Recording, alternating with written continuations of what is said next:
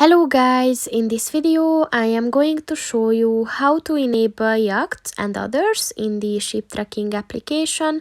But first I just want to mention, don't forget to subscribe to my channel, because at 10,000 subscribers I am going to show you my whole YouTube revenue statistics and growth strategy, as well as how to make money online.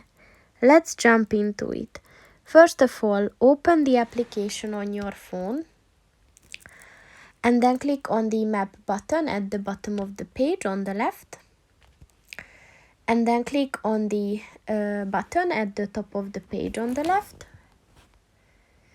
And then if you scroll down at the visible vessels section, look for the Yacht Others button. And if you want to enable it, just click on the white circle next to it. And once it turns green, this function is enabled. So that's pretty much it for this video, guys. See you in the next one. Goodbye.